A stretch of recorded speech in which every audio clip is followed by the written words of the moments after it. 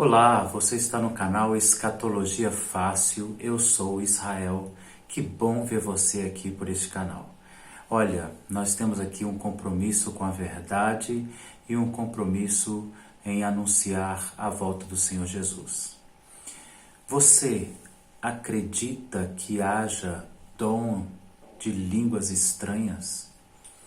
Existe dom de línguas estranhas na Bíblia? Como isso pode se relacionar com os acontecimentos dos últimos dias? Há alguma relação desse dom com o que Apocalipse vai falar sobre os dias finais? Fica com a gente, acompanha esse estudo, eu acredito que você vai crescer bastante hoje na análise das variedades de línguas. Fique com a gente.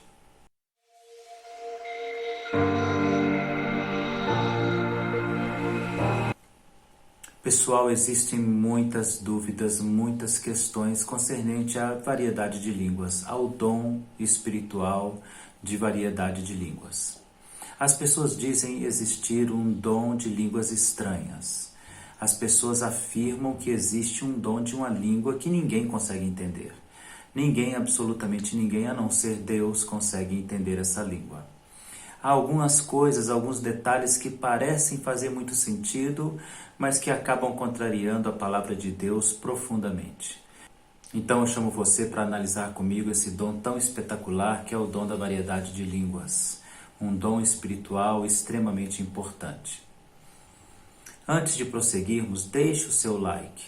É muito importante para a gente que você coloque aí, deixe o seu ok e também deixe o seu comentário. O YouTube faz uma leitura dessas coisas e para nós é muito importante que essa leitura seja feita e que a gente possa prosseguir no anúncio da palavra do Senhor.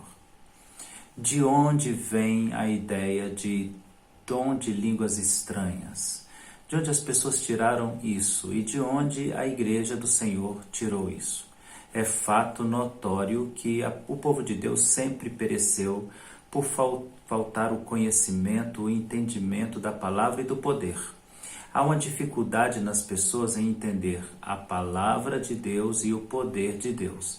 É o que diz a palavra do Senhor. O meu povo perece por não compreender nem a palavra e nem o poder de Deus. E aqui nós temos as duas coisas juntas. A palavra de Deus e o poder de Deus estão aqui sendo colocados em xeque, estão sendo colocados em dúvida por causa de análises equivocadas das Escrituras. Geralmente, esse sentimento, esses pensamentos que contrariam a Bíblia nascem de um verso isolado da Bíblia. E aí as pessoas pegam esse verso isolado da Bíblia e criam em cima dele uma série de doutrinas. Outro caminho que as pessoas costumam fazer, vivem uma experiência pessoal e querem que essa experiência pessoal seja colocada na Bíblia. Não é correto isso, nós não podemos interpretar a Bíblia à luz da nossa experiência pessoal. A nossa experiência pessoal é a nossa experiência e ela não explica a Bíblia. A Bíblia é que explica a nossa experiência. O que é correto é que a Bíblia interprete a si mesma. É assim que diz a palavra do Senhor em Isaías capítulo 28 e em muitos outros capítulos e versos, onde a palavra do Senhor vai falar sobre pegar um pouco aqui, um pouco ali das Escrituras, mandamento sobre mandamento, regra sobre regra, e aí você monta esse quebra-cabeças. Mas a Bíblia é que explica a si mesmo. Possivelmente, esse entendimento de dom de línguas estranhas, que não aparece na Bíblia em nenhum momento, pode ter nascido das duas coisas. De uma experiência profunda que alguém teve com Deus e com o Espírito Santo, somado a um verso que ele tira para explicar essa experiência. Possivelmente o verso que nasce dessa vocação de contrariar a palavra está em 1ª Carta aos Coríntios, no capítulo 14, onde se lê exatamente assim no verso 2. Pois quem fala em uma língua não fala aos homens, mas a Deus. De fato, ninguém o entende. Em espírito fala mistérios. Em espírito fala mistérios. Está aqui a razão de explicação de muitas pessoas. Fala mistérios, pastor. Então fala coisas que o homem não consegue entender. Fala e o homem não consegue explicar. E só um homem carnal é que olha para esse dom e questiona um dom tão maravilhoso como línguas estranhas. Talvez você, pastor Israel, seja um desses homens carnais que está questionando o dom de línguas estranhas. Primeiro, eu não estou questionando o dom de línguas. Segundo, o que nós estamos questionando é como se analisa o dom que se chama variedade de línguas. Eu não tenho problemas com o Espírito Santo, não tenho problema com os dons do Espírito, eu creio, aceito e vivo sobre a égide da direção do Espírito Santo de Deus. Eu acredito em dons, em manifestações espirituais, mas eu não posso concordar com aquilo que a Bíblia não diz.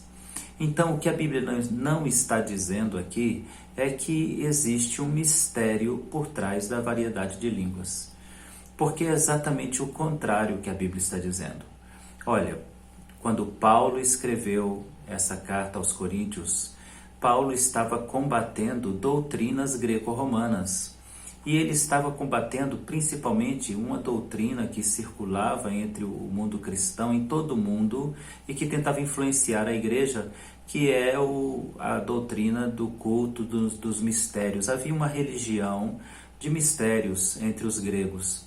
E dentro dessa religião de mistérios, a ideia era essa: existem coisas que os deuses revelam e que somente os sacerdotes ou pessoas muito iluminadas conseguem compreender.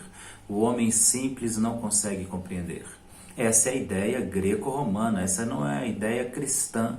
A ideia cristã é inversa. O que Paulo está dizendo aqui é que quem fala em outras línguas revela as grandezas do Senhor, os mistérios do Senhor são revelados. Ele fala mistérios, ele revela mistérios. Ele conta aquilo que o homem gostaria de saber e não sabe. Ele fala dos mistérios de Deus, ele traz à realidade aquilo que para as pessoas é um mistério. Em outras palavras, ele está dizendo exatamente o contrário. A variedade de línguas funciona como uma profecia. Então ela é dita e os mistérios que o Senhor tem ali são revelados e não ocultos e não escondidos, como a maioria das pessoas pensa que o apóstolo Paulo está dizendo, que a Bíblia está dizendo. O Espírito Santo não contradiz a si mesmo. Então o dom da variedade de línguas é o dom da revelação do mistério e não da ocultação do mistério. E aí há um perigo muito grande. O apóstolo Paulo vai falar sobre essa revelação dos mistérios de Deus por meio dos dons em outra carta que ele escreve em Efésios, no capítulo de número 3, no versículo 9 e 10. E demonstrar a todos qual seja a comunhão do mistério que desde os séculos esteve oculto em Deus, que tudo criou por meio de Jesus Cristo, para que agora, pela Igreja, a multiforme sabedoria de Deus seja conhecida dos principados e potestades nos céus. Agora seja conhecido, agora seja revelado. A ideia é contrária da ideia da cultura grega. A ideia é contrária da religião grega. Você percebe? O que Paulo está dizendo é: os mistérios serão revelados pelo Deus que revela os mistérios ocultos e que conta ao seu povo a sua verdade.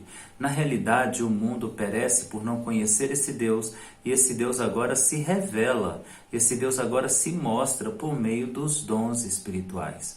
Ele se revela por meio das suas manifestações do Espírito Santo na vida das pessoas. A ideia de mistério não combina, não encaixa, não entra na ideia do cristianismo. Olha, o cristianismo é uma religião que aponta para a revelação da salvação, a revelação do Filho de Deus, a revelação da verdade, e a Bíblia diz: conhecereis a verdade e ela vos liberta. A verdade não nos escraviza a um mistério, ela nos liberta de todos os mistérios do mundo.